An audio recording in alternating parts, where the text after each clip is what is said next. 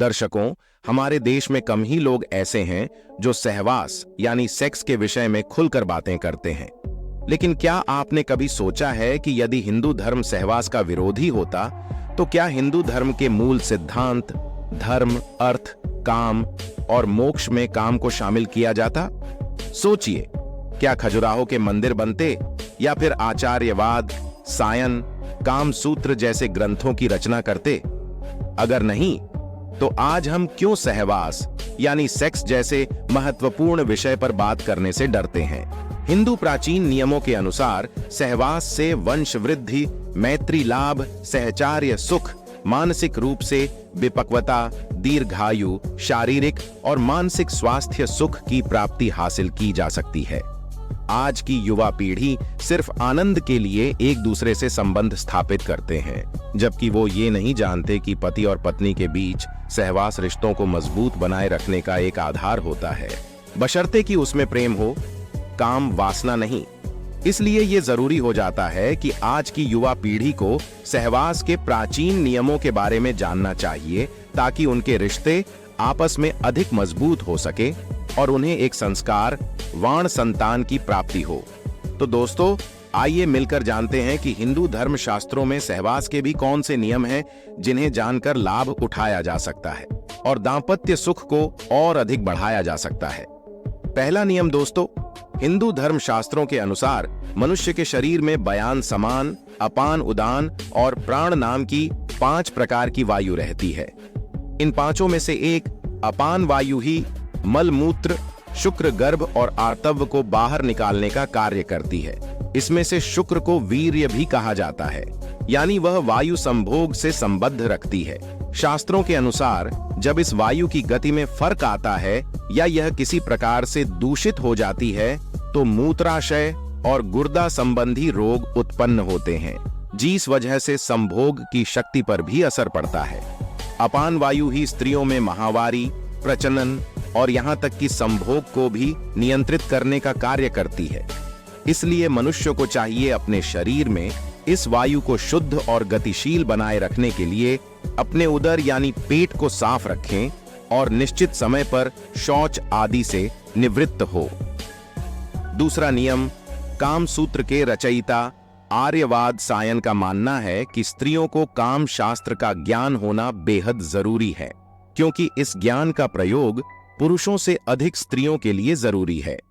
वे आगे लिखते हैं कि यदि स्त्री और पुरुष दोनों में ही इसका भरपूर ज्ञान हो तो चरम सुख की प्राप्ति होती है।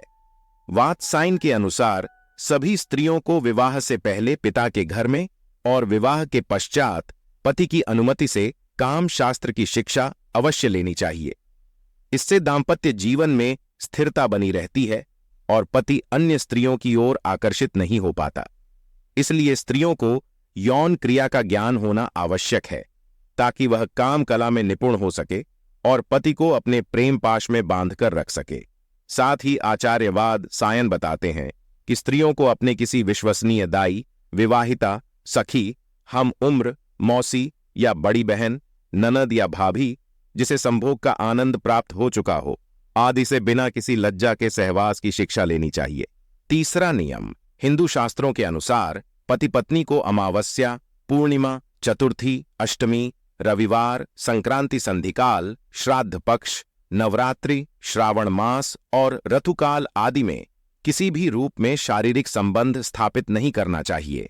जो स्त्री पुरुष इस नियम का पालन करते हैं उनके घर में सुख, शांति, समृद्धि और आपसी प्रेम सहयोग बना रहे हैं, और जो ऐसा नहीं करते वह अपने घर में ग्रह कलह और धन की हानि और आकस्मिक घटनाओं को आमंत्रित करने का काम करते हैं।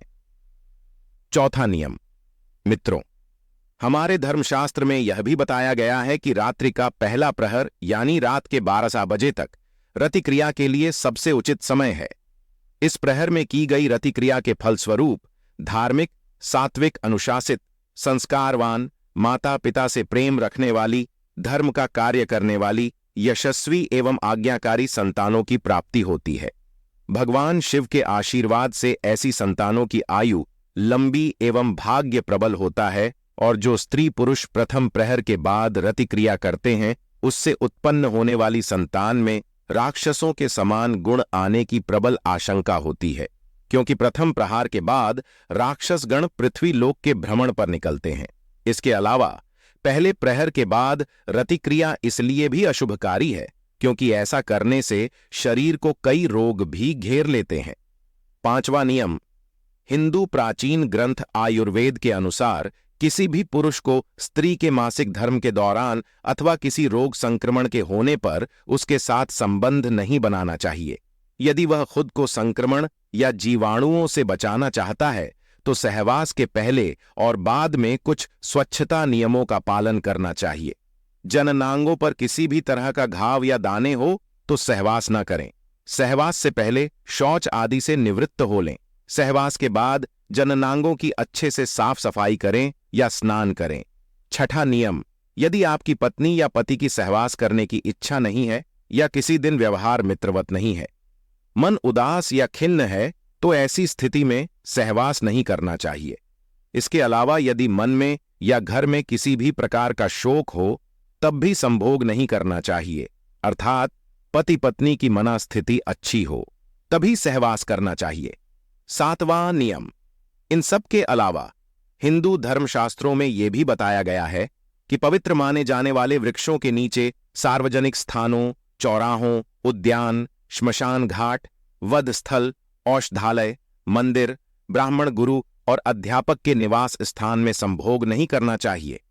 यदि कोई व्यक्ति ऐसा करता है तो शास्त्रानुसार उसको इसका बुरा परिणाम भुगतना पड़ता है। आठवां नियम, हिंदू धर्मशास्त्र में इस बात का भी उल्लेख मिलता है कि किसी भी स्त्री पुरुष को किसके साथ सहवास नहीं करना चाहिए। दुष्यरित, अशिष्ट व्यवहार करने वाली तथा अकूलन स्त्री या पर पुरुष के साथ सहवास नहीं करना चाहिए, अर्थात व्यक्ति को अपनी पत्नी या स्त्री को अपने पति के साथ ही सहवास करना चाहिए। नियम विरुद्ध जो ऐसा कार्य करता है वो बाद में जीवन के हर मोड़ पर पश्चाताता है, क्योंकि उसके अनैतिक कृति को देखने वाला ऊपर बैठा है।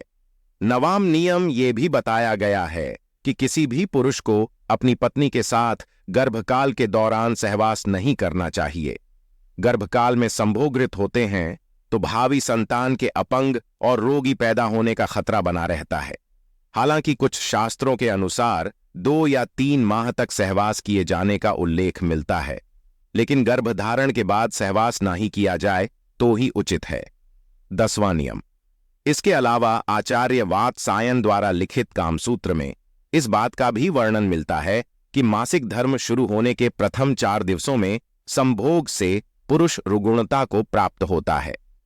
5वीं रात्रि में संभोग से कन्या, 6ठी रात्रि में पुत्र, 7वीं रात्रि में बंध्या पुत्री, 8वीं रात्रि के संभोग से ऐश्वर्यशाली पुत्र, 9वीं रात्रि में ऐश्वर्यशाली पुत्री, 10वीं रात्रि के संभोग से अतिश्रेष्ठ पुत्र, 11वीं रात्रि के संभोग से सुंदर पर संदिग्ध आचरण वाली कन्या, 12वीं रात्रि से श्रेष्ठ और गुणवान पुत्र, 13वीं रात्रि में चिंतावर्धक कन्या एवं 14वीं रात्रि के संभोग से सद्गुणी और बलवान पुत्र की प्राप्ति होती है।